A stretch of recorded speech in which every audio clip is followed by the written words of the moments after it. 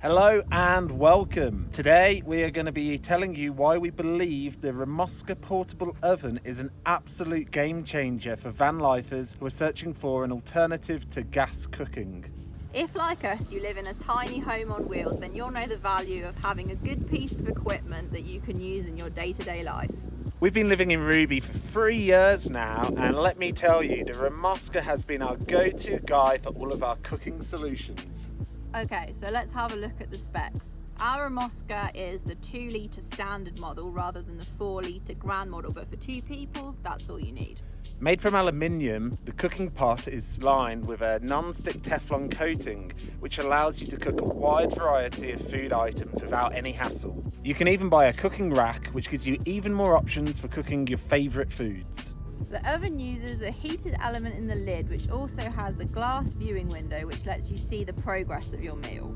The Remoska does not have an adjustable thermostat, but instead holds the temperature inside between around 165 to 180 degrees Celsius. The Remoska runs off 240 volts and on average consumes about 400 watts. The power usage is so low that we're actually able to run it for an extended period of time off only our lithium batteries and our inverter. If you're interested in knowing more about how this works on a 12-volt system, then drop us a comment below and we'll do our best to help you out. Okay, with the specs out of the way, let's show you what this bad boy can do. Right, so if you're going to run one of these in a camper van, you'd probably want to know exactly how much power it takes. Being electric, it could take quite a lot to power it. So what we're going to do is we're going to cook a loaf of bread that we made, and we're going to monitor it on our system so you can see exactly how much power it uses to cook bread.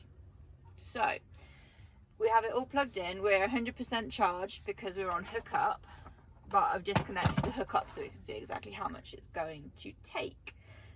When you turn on any appliance, you tend to have a bigger surge of power at the start, like the peak is higher, and especially with heating devices. So even though this is rated at 400 watts, it's going to take more than 400 watts to start it up. So this is important if you wanted to buy an inverter that you know will handle it. So I'm going to turn it on and let's see what happens.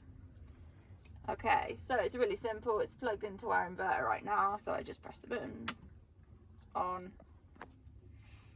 Okay, so it didn't really show much for peak at all actually, but maybe that's because it's not quick enough to pick it up on the battery monitor. What it's showing now is, you can see when from the screen recording, is it's using about 400 watts of power, as you would expect. We run this off a 1500 watt inverter, so that's plenty if you were wanting to know what it will need. It only has this one button here. There's no temperature control, it's just on or it's off, but in terms of knowing how much power it's going to use, it's kind of good because it only has one setting. So we're going to just leave this for as long as it takes the bread to cook, and then we can see how much power it took. So 15 minutes in, we're not ready yet, but you can see through the little window on the top that it's you know, progress is happening. Probably going to need a bit more, maybe halfway through. In terms of the power we've got at the moment, you can see that we have used 9 amp hours of power. The current is like moving around, it doesn't always stay about 400 watts, so at the moment it's using a bit less because it's obviously regulating its temperature and deciding what it needs, so it will fluctuate. At one point it went up to about 500 watts. So when we get at the end, we can crunch the numbers and have a look at what the total usage was and how suitable that is to run on a battery setup. Okay, so we've been 40 minutes. It's cooked. I'm going to turn off the power now so you can see what it actually does to the statistics for the battery and everything, and then we can take the bread out and have a look at it and see how much it took to cook it. So that's it off. Let's have a look.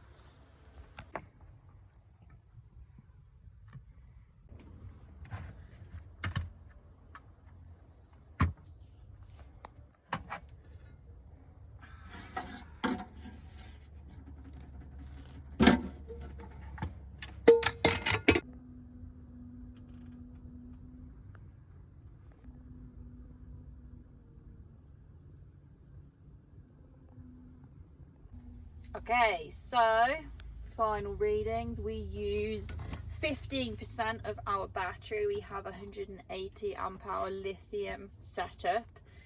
I can see from the battery monitor that we used 20 amp hours of that, so that's how it's calculated that as a percentage. But that's the thing that would matter, is the amp hours that it uses. Also, we have had some solar while that's been going on, so that's offset it slightly as well, because if you see at the moment we had like 18 amps of power coming in briefly, like off and on. We haven't got much, but it does make a little difference. It would depend as well what kind of batteries you have. So if you have lead acid, you might have to consider the usage differently, because lithium and lead acid are very different to run. But you can see it didn't take all that much power, and we have cooked bread.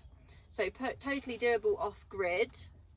If anyone wants any more information about more of the electrical side of it, then let us know and we can make another video about that. But I want to eat some bread. Yeah, sounds good. Who's ready for bread then?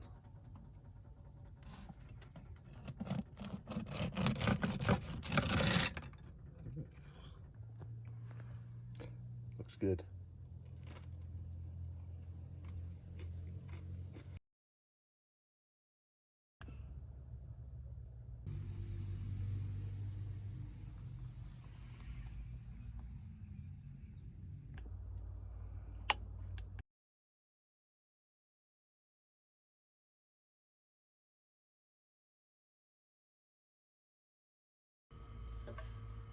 Ready?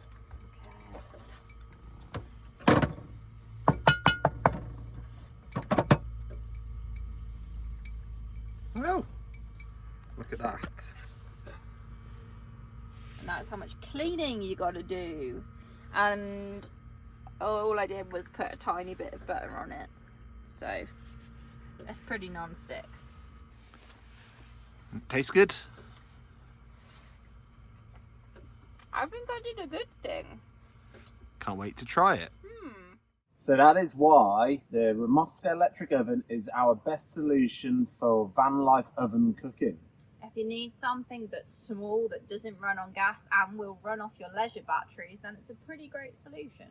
For more information, check the description below. And if you like travel and van life videos, make sure you hit subscribe. Thanks for watching. See you next time. Bye.